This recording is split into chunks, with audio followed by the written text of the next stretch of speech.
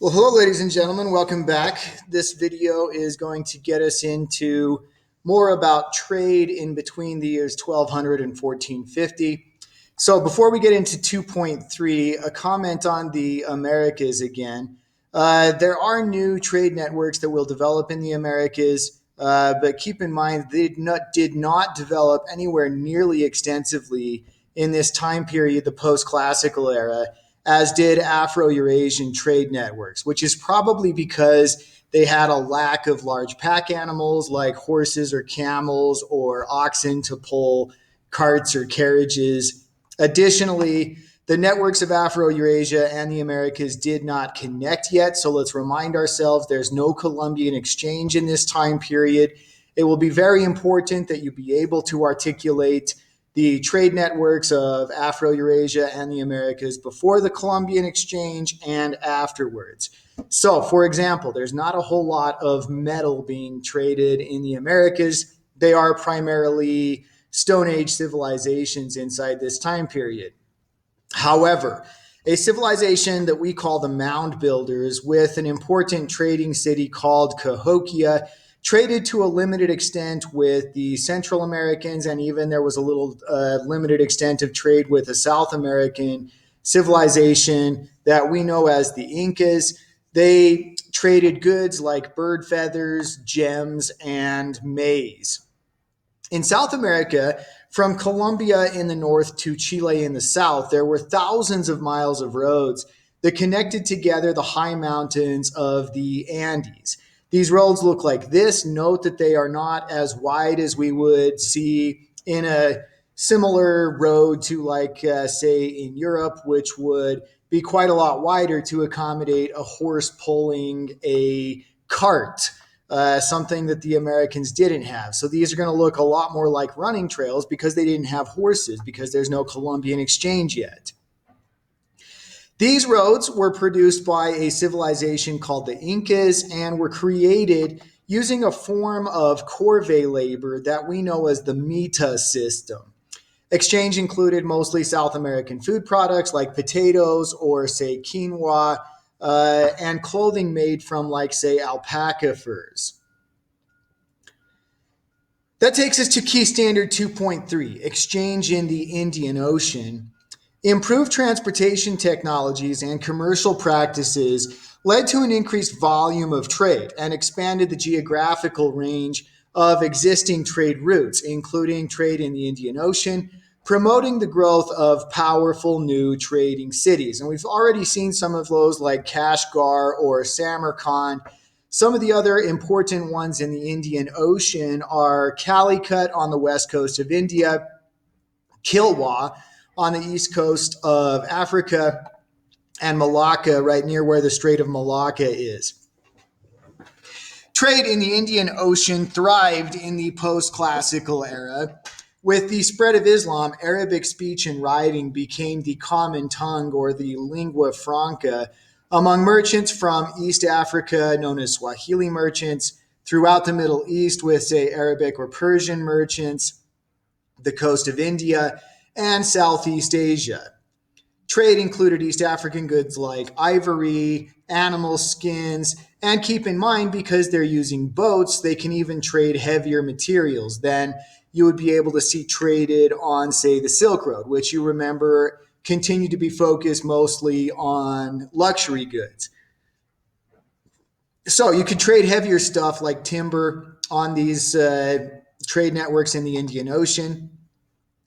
Trade included ivory, Middle Eastern food products like wheat and barley, precious metals like gold and silver, salt, of course, which is generally always traded by human beings, and Chinese manufactured goods like porcelains. Trade was much more peaceful, and there was a lot less competition for trade than there was in the Mediterranean basin. Keep in mind, in this time period from 1200 to 1450, there are no European merchants trading in the Indian Ocean. And when the European merchants get there after 1498, it's going to be very disruptive to what was already existing trade in the Indian Ocean. So, exchange in the Indian Ocean, the city-states of the Swahili coast. These include Lamu, Zanzibar, Kilwa. These are major trading cities in Eastern Africa that are part of the Swahili civilization. Kilwa, for instance, is going to be able to connect together Great Zimbabwe with the Indian Ocean trade network. Gujarat in Western India, trade and conflict with Islamic peoples from the 8th century until, of course, eventually the decisive victory of Timur or Tamerlane, which weakened the Sultanate of Delhi. In Southeast Asia, there's the Sultanate of Malacca. It was formed around 1400. The Sultanate saw the height of its power in the 15th century. The growth of interregional trade in luxury goods was encouraged by significant innovations in previously existing transportation and commercial technologies, including the use of the compass, which was probably invented in the Han Dynasty in China way back in the classical era.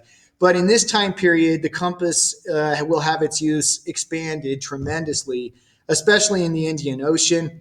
The astrolabe, which helps to find out where people were, and larger ship designs.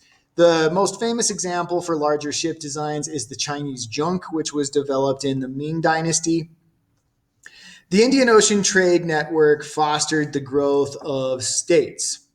In key places along important trade routes, merchants set up diasporic communities where they could introduce their own cultural traditions into the indigenous cultures, and in turn, indigenous cultures influence merchant cultures. These include Chinese societies in Southeast Asia, in modern Cambodia or Indonesia. There were also Chinese societies in East Africa. Arab and Persian communities were found in East Africa, particularly around the Horn of Africa. And then, of course, Muslim communities could be found throughout Western India, Sri Lanka, Southeast Asia, all the way to Indonesia. Chinese merchant communities, Malay communities all throughout the Indian Ocean basin. Malaysian people historically have been sailing people and have communities established all throughout the Indian Ocean, as well as, say, Jewish communities throughout the Indian Ocean. Interregional contacts and conflicts between states and empires encouraged significant technological and cultural transfers, including during Chinese maritime activity led by this guy here, the Ming Dynasty Admiral Zheng He. Zheng He led a huge fleet of hundreds of Chinese junks and other ships all throughout a series of voyages throughout the Indian Ocean basin from 1405 to 1433. The Chinese were in a pretty excellent position at this time period to establish colonies throughout the Indian Ocean and dominate trade. But eventually, after 1433, the Chinese just basically decided not to do that. The expansion and intensification of long-distance trade routes often depended on environmental knowledge, including advanced knowledge of the monsoon winds. The monsoon winds are winds that blow at a pretty steady pace throughout the Indian Ocean basin. For 6 months, they will blow consistently one direction and allow merchants to sail the one direction. And then for 6 of the other months, they blow the other direction and allow merchants to go back the other direction. Ladies and gentlemen, that's Key Standard 2.3.